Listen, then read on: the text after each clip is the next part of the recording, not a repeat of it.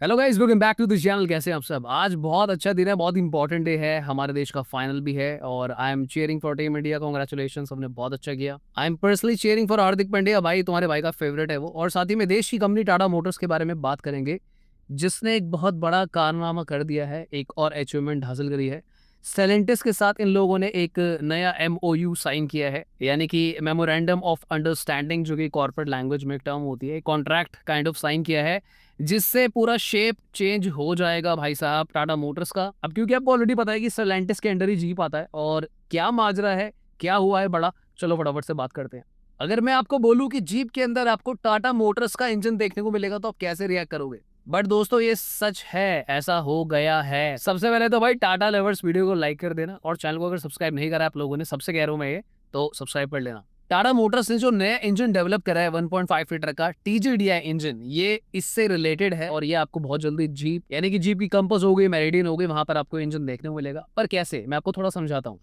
Tata Motors और jeep की वैसे देखा जाए तो ऑलमोस्ट 15-20 साल पुरानी पार्टनरशिप चल रही है, जहां पर इनका 50-50% का स्टेक है। Fiat India automobile private limited के नाम से आई थिंक इनकी एक कंबाइंड ऑर्गेनाइजेशन है, जहां पर ये लोग मिलकर एक साथ में काम करते हैं और R&D भी करते हैं। आपको ऑलरेडी पता है फिएट इंडिया में थी, और फिएट में भी टाटा मोटर्स का कहीं ना कहीं रोल था, जो अपने फिएट पुंतो और इनकी गाड़ियां आती थी ना, ऐसे करके कुछ कुछ, तो तब भी टाटा मोटर्स का रोल था। बट बाद में क्या हुआ, फिएट के पास एक प्लांट ऑलरेडी बचा हुआ था। ये जो प्लांट है दोस्तों, आई थिंक रंजन गांव करके कोई प्लांट है, जो महाराष्ट्र के इंडस्ट्रियल एरिया में है।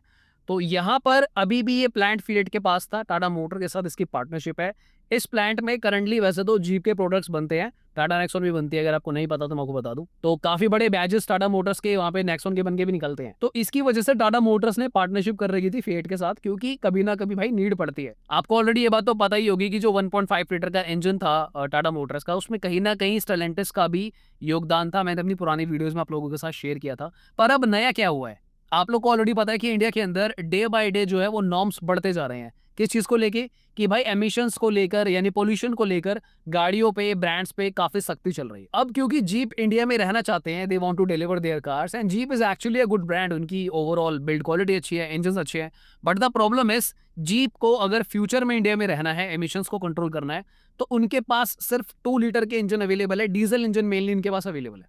तो यहाँ पर ये जो एमओयू टाटा मोटर ने साइन करा है कि अब जीप में, यानी कि मेरिडियन हो गया, कंपस हो गया, इसमें 1.5 लीटर का टाटा मोटर्स का टीजीडीआई इंजन आपको देखने को मिल सकता है। आप लोगों ने रियलाइज किया होगा, ये स्ट्रेटेजी इन लोगों ने हैरियर और सफारी में भी यूज करी, जहां पे अभी पेट्रोल में आ चुकी है। तो ये सेम काम अब आपको जीप की गाड़ी में होता देखने को मिलेगा, और काफी प्राउड मूवमेंट है भाई इंडियंस के लिए, कि जीप के अंदर अब जाने वाले हैं भाई इंडियन टाटा मोटर्स के इंजन। वैसे मैं बहुत ज्यादा खुश हूं कि 1.5 नेचुरल एस्पिरेटेड वाला इन्होंने अपना नहीं दिया उनको, वरना अगली वीडियो में ये बनानी पड़ती कि भाई जीप कंपस अंडर पावर हो गई। खैर, ये तो मैं सटायर मार रहा था, जो कर रहा था। पर जो टाटा मोटर्स का टीजीडीआई इंजन है भाई 1.5 litre, that is actually a very very good engine, very refined engine. अब इससे पहले अभी सोचो कि यार इसमें टाटा मोटर्स को क्या फायदा हुआ। फायदा तो सेलेंटिस को हो गया। देखो, मैं आपको बता दूं कि जो हैरियर सफारी वगैरह में 2 लीटर का डीजल इंजन आता है, वो कहीं ना कहीं उसके रूट्स स्टेलेंटिस से ही हैं। तो अब टाटा मोटर्स ने क्या करा है, इनका जो 2 लीटर वाला इंजन था ना, उसमें मॉडिफिकेशंस के राइट प्रॉपरली ले लिए इन लोगों ने। यानी कि पहले क्या होता था, परमिशंस लेनी पड़ती थी स्टेलेंटिस से कि यार हम क्या करें, वो खुद ही अपग्रेड कर रहे हैं, क्या कर रहे हैं। पर अब टाटा मोटर्स इसको इन हाउस मॉडिफाई कर सकता है। उससे टाटा मोटर्स को एडवांटेज ये है कि आने वाले दिनों में जैसे जैसे एमिशन टाइट होंगे, तो टाटा मोटर्स अपने इंजीनियर के साथ खुद की इंजीनियरिंग से इस इंजन के अंदर मॉडिफिकेशंस कर सकते हैं, जिससे एमिशंस कंट्रोल रहेंगे, R&D की कॉस्ट बचेगी, और प्रोसेस थोड़ा सा स्मूथ हो जाएगा और फास्ट भी हो जाएगा। तो यानी कि स्टेलेंटिस को भी फायदा हो गया, टाटा मोटर्स को भी फायदा हो गया। इनकी जो कंपनी चल रही है 50-50, जहां पे स्टेक है फिएट ऑटोमोबाइल वाली, उससे रिलेटेड ये ओवरऑल जो है मुद्दा उठा हुआ है, और मजे आ गए। अब इसका एडवांटेज भाई टाटा मोटर्स को ये भी मिलेगा कि एक तो देखो, टाटा मोटर्स का रेवेन्यू ऑब्वियसली बढ़ेगा। अब अगर टाटा मोटर के इंजन जाएंगे जीप की गाड़ियों में, तो प्रोडक्शन बढ़ेगी, तो रिक्वायरमेंट्स बढ़ेगी, रेवेन्यू बढ़ेगा टाटा मोटर्स का। और यहाँ पर बाकी ब्रांड्स भी थोड़ा सा घबराएंगे, क्योंकि टाटा मोटर्स की ओवरऑल रेपुटेशन बढ़ेगी। टाटा मोटर्स के आने वाले दिनों में जो डीजल इंजन आप देख रहे हो हैरियर सफारी में, ये और ज्यादा रिफाइंड होते जाएंगे। तो एक जो डर कंज्यूमर के माइंड में है कि जब एमिशन बढ़ेंगे, भारत स्टेज का लेवल बढ़ेगा, तो क्या डीजल बैन होगा, नहीं होगा? तो टाटा मोटर्स भाई पूरी कोशिश कर रहे हैं कि बैन कुछ ना हो, और ये मॉडिफिकेशंस उसी के अकॉर्डिंगली अपने इंजन्स में करते जाएंगे। Stellantis और टाटा की इस कोलैबोरेशन का एक फर्क और फायदा ये भी होगा कि जो टाटा की नेक्सॉन आती है, पंच आती है, इनकी रिस्पेक्ट भी बढ़ेगी, क्योंकि टाटा के इंजन जब जीप में जाएंगे, तो ओवरऑल मार्केट सेंटिमेंट चेंज होगा। आने वाले दिनों में जो ब्रेजा फेसलिफ्ट आ रही है या फिर और गाड़ियाँ आ रही है, तो कहीं न कहीं कंज्यूमर के माइंड में ये बात बैठ जाती है कि भाई टाटा मोटर तो एक अच्छी कंपनी है, इनके इंजन जीप में भी आते हैं। तो साइकोलॉजिकली ये कंज्यूमर माइंडसेट पे भी बहुत तगड़ा इंप्रेशन क्रिएट करेगी एंड आई एम होपिंग कि ये जो इंजन जाके लगेगा जीप में, अब जीप की गाड़ियाँ बेटर परफॉर्म करेंगी क्योंकि यार उनकी गाड़ियाँ भी काफ़ी हैवी है, बिल्ड क्वालिटी उनकी कार्स की भी काफ़ी ज़्यादा अच्छी है। आने वाले दिनों में बहुत तगड़ा कॉम्पिटिशन होने वाला है। हालाँकि अब जिस तरीके के कोलैबोरेशन चल रहे हैं ना, ये मारुति ऑलरेडी कर ही रही है। आपने देखा होगा कि टोयोटा मारुति का अलायंस बना हुआ है। दूसरी तरफ कोई ध्यान नहीं दे रहा, पर हुंडई और किया अकेले मिलके भाई 80,000 के आसपास गाड़ी बेच देते हैं। वो कहीं न कहीं बराबरी कर रहे हैं, मारुति के आसपास पहुँच रहे हैं और महिंद्रा टाटा से काफ़ी आगे हैं। अब ये जो कोलैबोरेशन चल रहा है टाटा का और फिएट का या फिर stellantis का, इन शॉर्ट जीप भी गिन लो क्योंकि stellantis के अंडर सब आता है। तो मुझे लगता है कहीं न कहीं टाटा की वैल्यू और वेटेज इंडियन कार इंडस्ट्री में काफ़ी ज़्यादा बढ़ेगी इस चीज़ से और कहीं न कहीं कंज्यूमर को भी प्राउड फील होगा यार कि भाई हम टाटा की गाड़ियाँ चलाते हैं, देखो इनके इंजन बड़े ब्रांड्स की गाड़ियों में भी आ रहे हैं। इस रिपोर्ट को स्टडी करते-करते मैंने एक और चीज़ भी स्टडी करी है, जो थोड़ी-सी टाटा मोटर्स के रिलेटेड ही है, टाटा सिएरा से रिलेटेड भी आप कहीं न कहीं इसको मान सकते हो। जो टाटा सिएरा की डिलीवरीज कम हो रही है, मैंने एक जगह पर ये रियलाइज़ करा है कि जो वॉर चल रही है ईरान की, जिसमें आपको पता ही है कि इज़राइल, यूएस मिलके ईरान पे अटैक कर रहे हैं, उसकी वजह से जो ग्लोबल सप्लाई चेन है, उसमें कहीं न कहीं थोड़ा-सा इश्यू पड़ रहा है।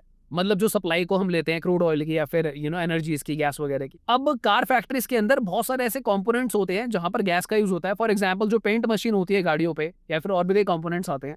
तो ऐसा कहा जा रहा है कि टाटा सियारा का जो प्रोडक्शन है वो थोड़ा बहुत हैम्पर हुआ है इस वजह से भी। अब देखो इस बात में कितना सच है कितना नहीं है मुझे इस बारे में नहीं पता, but I thought I should share it with you. आप लोग भी अपने विचार रखो, चर्चा में जुड़ो कि भाई क्या सोचते हो आप इस बारे में। अब यहाँ पर देखो अच्छी बात भी है और बुरी बात भी है। अच्छी बात ये है कि अगर ये वॉर जल्दी रुक जाती है तो फिर आपको इंडियन कार इंडस्ट्री स्टेबल होती हुई नजर आएगी।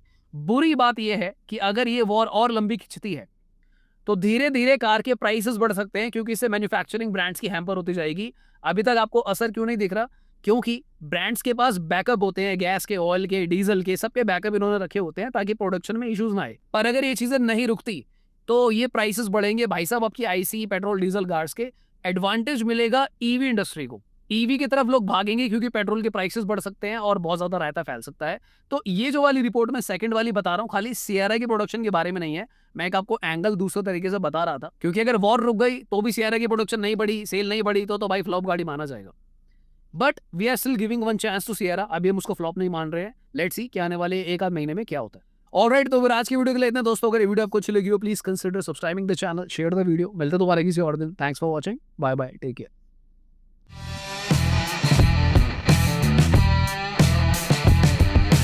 नमस्कार, जय हिंद दोस्तों। आई होप सारे शेयर बढ़िया होंगे।